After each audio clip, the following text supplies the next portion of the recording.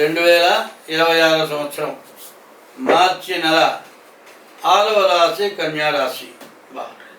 ఈ కన్యారాశి పూజ బుధ రాహులు వరకు బాగున్నారు. పూజ బుధ రాహులు, మిగతా గ్రహాలు ఏవి బాగాలేవు. అయితే దీనివల్ల వచ్చే ప్రయోజనం ఏమిటి? ఇప్పుడు మనం ఏం చేయాలి అనేది ముందు ముఖ్యంగా కావాలి. బుధుడు వ్యాపార కారకుడు, కుజుడు ఆరోగ్య కారకుడు, రాహువు ధనాన్ని ఇచ్చేటువంటి వాడు. ఈ ముగ్గురే పూర్తిగా బాగున్నారు. మిగతా గ్రహాలు ఏవి పూర్తిగా బాగాలేవు. కాబట్టి చెప్పాలి అంటే ఈ రాశి ఎక్కడా బాగున్నట్టుగా చెప్పడానికి ఎక్కడా అవకాశం లేదు. వ్యాపారం అంటే నిత్యావసర వస్తువుల వరకు బాగుంటుంది. అంటే తినుబండారమైన ఆహారాలు కాదండి, కట్టుకుండే గుడ్డలు, రోజువారీ ఉపయోగపడేవి అంటే పాలు, పెరుగు, నెయ్యి, నూనెలు, మరి తినే ఆహారాలు, కట్టుకుండే గుడ్డలు, వీటికి సంబంధించిన వ్యాపారాల వరకే బాగుంది. ఇది కూడా కాకుండా కుజుడు కూడా బాగున్నాడు. కాబట్టి ఈ కుజుడు వల్ల వచ్చేది ఏమిటా అంటే ఇళ్ళు కొనుక్కుంటానికి, స్థలాలు కొనుక్కుంటానికి కూడా బాగా ఉంది. రాహు వల్ల ఆదాయం బాగా వస్తుంది, ఆదాయం నిలబడుతుంది. అయితే సప్తమంలో శని, రవి, శుక్రుడు, దశమంలో గురువు, ద్వాదశంలో కేతువు, మరి 5 గ్రహాలు పూర్తిగా బాగాలేవు. ఈ 5 గ్రహాలలో 3 గ్రహాలు బాగున్నాయి, 5 గ్రహాలు బాగాలేవు. దాదాపు చెడు అనే పర్సెంట్ బాగా ఎక్కువగా కనబడుతూ ఉన్నది. విద్యార్థులకు కానీ ఉద్యోగస్తులకు కానీ చాలా ఇబ్బందికరంగా కనబడుతుంది. మరి ఇది కాకుండా ఇప్పుడు రాహుకేతువుల మధ్యలో గ్రహాలు పట్టడం, ఏది స్థిమితం అంటూ ఏది ఉండదు. ఒక స్థిమితమైన నమ్మకం అంటూ ఏదీ లేదు. ప్రతి వస్తువు కూడా ధరలు పూర్తిగా పెరగడం తప్పితే తగ్గుతాయి అనే నమ్మకం లేదు. కాదండి ఇవాళ పెరిగినాయి కదా మరి ఇంకా పెరుగుతాయేమో అని తొందరపడి కొంటే అది నిలకడ ఉంటుందని మాత్రం నమ్మకం లేదు. ఇప్పుడు ఎట్లా ఉందంటే ఎప్పుడు కూడా స్టాక్ మార్కెట్ వాళ్ళు రకరకాలైనవి కొంటున్నారు. ఇప్పుడు జరుగుతుంది ఏంటి, మరి క్యాష్ రూపంలో ఉంటేనేమో ట్యాక్స్లు పడుతున్నాయి, ఇన్కమ్ ట్యాక్స్ పడుతుంది. దానికోసం రొక్కపూర్వకంగా పెట్టుకున్న వాళ్ళు అంతకుముందు నోట్ అన్నీ మార్చేటప్పటికి మొత్తం దిబ్బలో కొట్టారు, బ్లాక్ డబ్బంతా. ఇప్పుడు దానికోసం ఏం చేయాల్సి వస్తుంది, అందరూ బంగారం కొంటున్నారు. ఈ బంగారం విపరీతంగా కొంటున్నారు కదా, బంగారం విపరీతంగా పెరిగిపోయింది కదా, మరి బంగారం ఇట్లాగే ఉంటుందా, తగ్గుతుందా అనేది ఒక ఆలోచన నేను చెప్తా. ధర హెచ్చుట తగ్గు కొరకే తథ్యము సుమతి అనేది సుమతి శతక కారకుడు బాగా ఆలోచించి చెప్తాడు. ఎట్లా తగ్గుతుంది అనే దాన్ని బాగా ఆలోచించాల్సిన అవసరం ఉంది.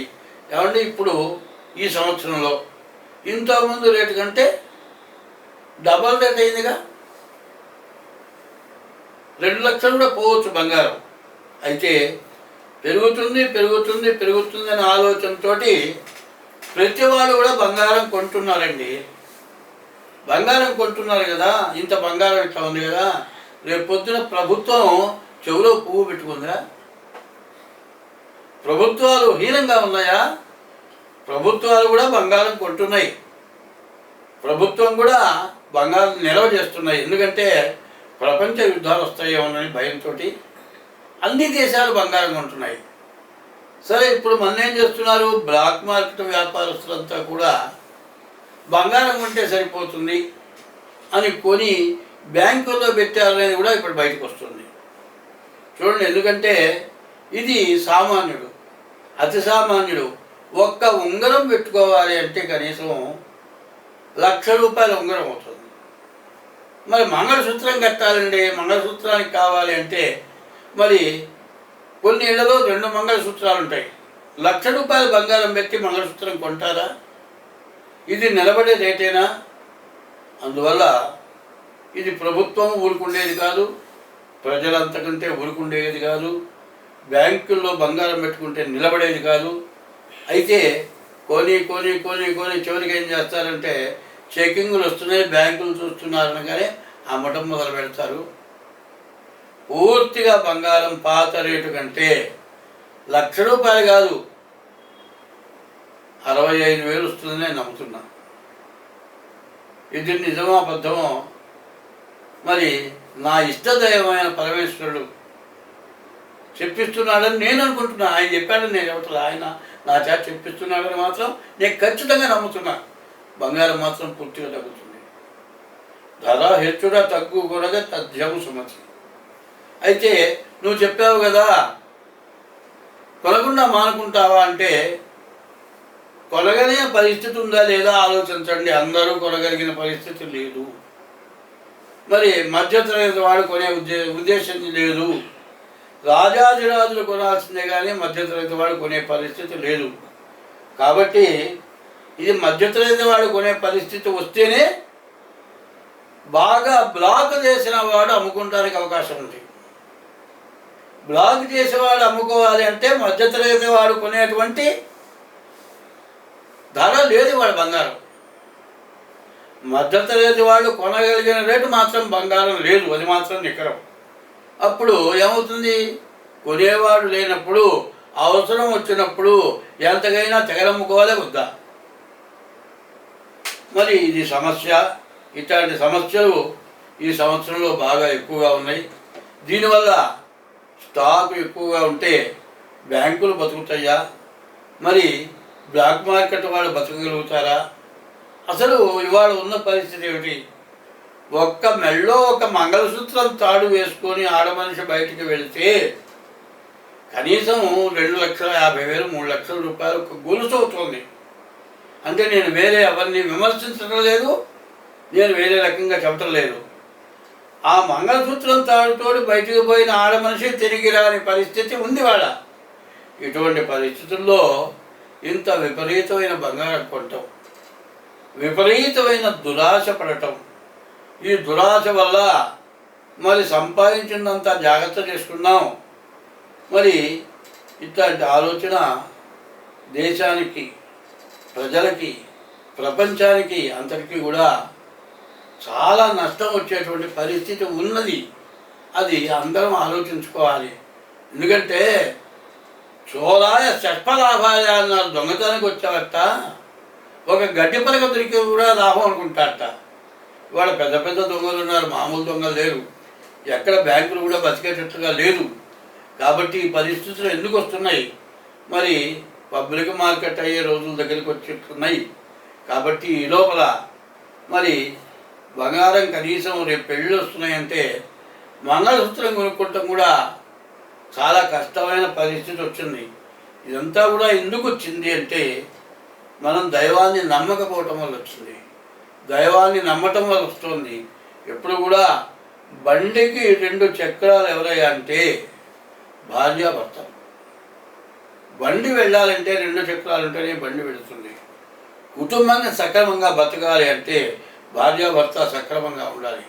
అది తప్పిపోయింది వాళ్ళ వ్యవహారం. వివాహం చేసుకున్న తర్వాత పరస్త్రీ వ్యామోహం మగవాడికి, పరపురుష వ్యామోహం ఆడదానికి రావటం చేత విపరీతమైన ఆశ, ప్రతి వాళ్ళకి కూడా దురాశ. ఎట్లా ఉంటుంది? ఒక మగవాడిని ఒక ఆడమనిషి పట్టుకున్నది అంటే వాడి దగ్గర గుంజుకుందామని ఏమికి ఆశ. ఒక మగవాడిని ఆడమనిషి పట్టుకుంటే అట్లా ఉంది, ఆడమనిషిని మగవాడు పట్టుకుంటే దాని దగ్గరగా వెళ్దామని వీడాశ.